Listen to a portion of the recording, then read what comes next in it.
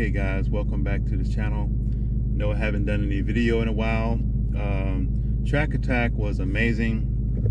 We had a great time at Track Attack. There are some things that I want you guys to know, and this would be really the prequel to Track Attack.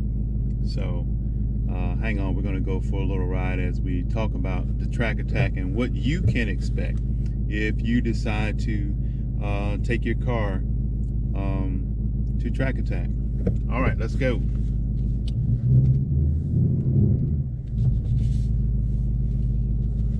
You guys will probably be wondering why I haven't done any videos in a while. Well, there's a very good reason.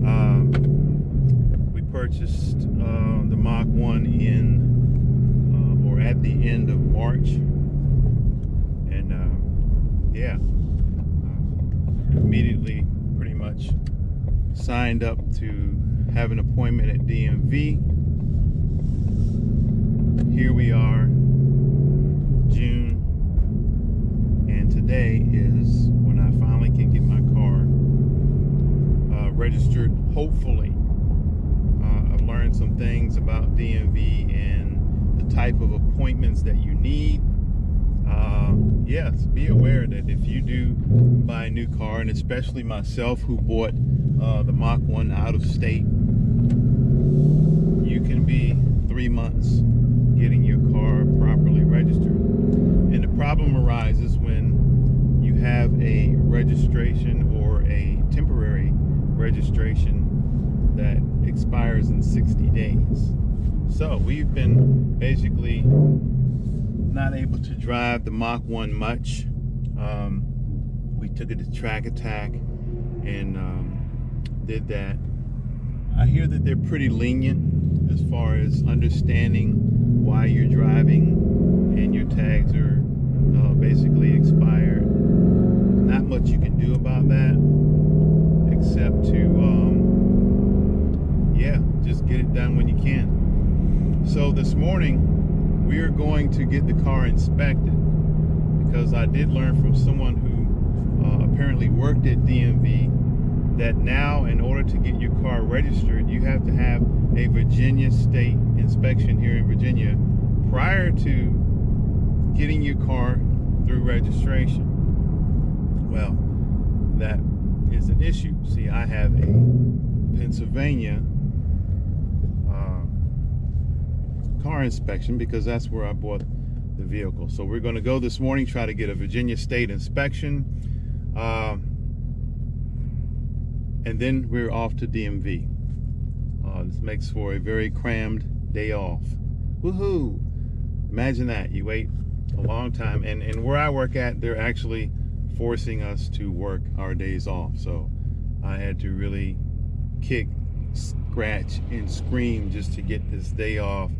And I'm hoping and praying that I can get everything through DMV. And here's where the trouble arises. When you go to DMV, it'll ask you, what type of appointment do you need? New registration, and then it'll have another one that says transfer of title. Well, when I purchased this vehicle, of course, the title will have gone to the finance company where you are purchasing it or who you're financing it through. So I didn't have a title to transfer. So that is the type of appointment that I registered, that I signed up for.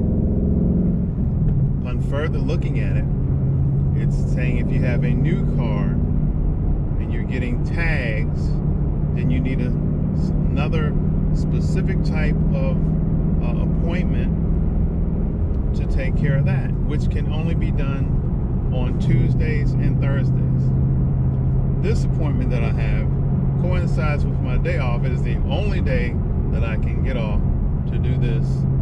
So I'm not sure if I have the correct type of appointment or not. I've tried calling DMV umpteen times, waited on the phone for over 20 minutes the last time I called, and no one ever picked up. So I'm going down there. I'm going to take all of my paperwork, everything that I'm supposed to have for my appointment at DMV, and then we'll see how that goes.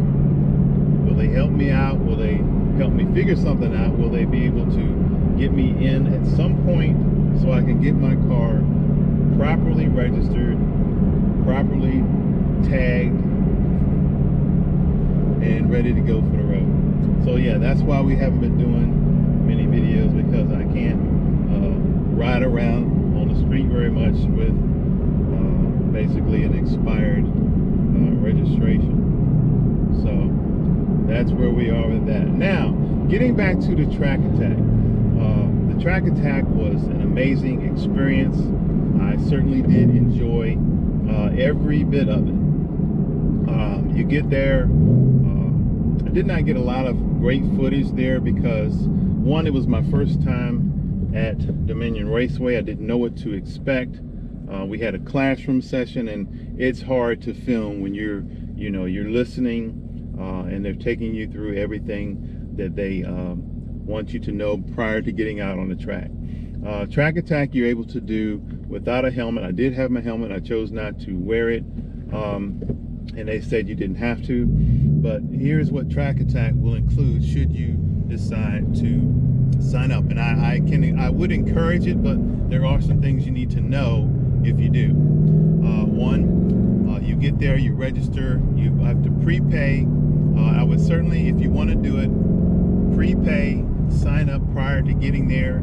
It's $99. The class is limited to approximately 20 to 21 people. So you want to register way ahead of the date of the thing, so to make sure that you get in. So after you get in, you go sign up, register. They give you an armband. You go and you sit in the classroom, and the classroom is very informative. It tells you and teaches you about seat position, hands on the steering wheel position, what to look for on the track, safety, all the things you need to know before you get out on the track. Very informative, and I would say very good. Okay, following the classroom experience, then you would go out on the track. You have 3 sessions. You get 3 sessions. I believe they were 15 minutes apiece. I'm not sure how many laps that we did, but it was a lot. Be prepared that if you do go, it's not going to be just you coasting around the track. Yeah, you're going to be moving pretty well. Make sure your car, if you're going, your car is marginal. It needs to be in tip-top shape, because the day that we went, I would say that it was about 90 degrees out, and yeah, the Mach 1 performed perfectly, no problems, no issues. The car is locked down for track use. However, there are other folks who are going to be at the track. They may be driving anything from a Honda Civic to I saw one fellow who had a Nissan Sentra R, a Viper, there was a Corvette, there was a Porsche 911, all sorts of cars. Some of them high performance, some of them not so much. And that is the other thing. When you go to track attack and you participate, you will have to sign a waiver. Now, most insurance companies are not going to cover your car if you're involved in an accident on track. Know that going in. So you have to be very careful, conscious. But not only that, you got to remember that nobody out there, most likely, is not everybody out there is not a professional. So you may be out there with some amateur drivers. If they run into your car, your insurance is not going to cover you. So yes, it is a little risque, if you will. So just know that before you go. That being said, this is my retirement car. This is the last Mustang, most likely, that I will be purchasing prior to my retirement. I want to take care of it. I bought it to enjoy. So we will probably do one more track attack, should the time permit. Should I be able to get off, if all the stars line up and I'm able to get there and actually sign in, and I would like to do one more track attack, just for the experience and the fact that it was just a blast and it was fun. You can take someone with you. I'm not sure because I didn't have anyone with me. I'm not sure if the person rides with you, if they will have to pay $99 as well, or if they can just hang out and ride with you. I'm not sure. I think it goes by car. I think you only pay $99 for the car that is in the actual event. So you might want to check that out if you want to participate. So yes, Track Attack was a really great experience. We had a great teacher and we had a great time.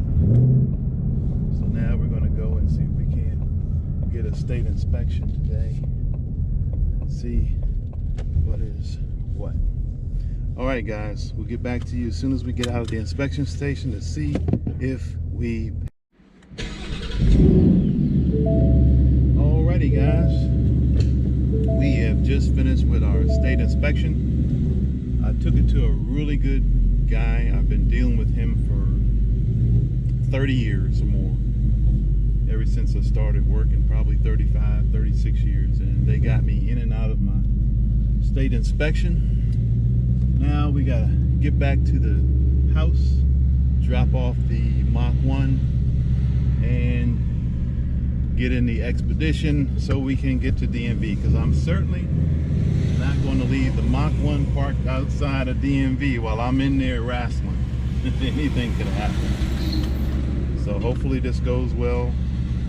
If nothing else, we're either gonna have a good registration and tags at the end of the day, or we're going to be very well educated on the ins and outs of getting through DMV during this crazy time that we're living in.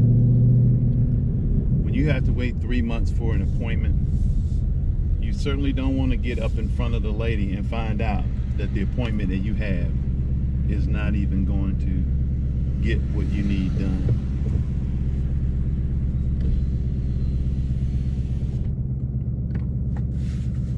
We're going to find out in just a few. I'm seeing some of my fellow co-workers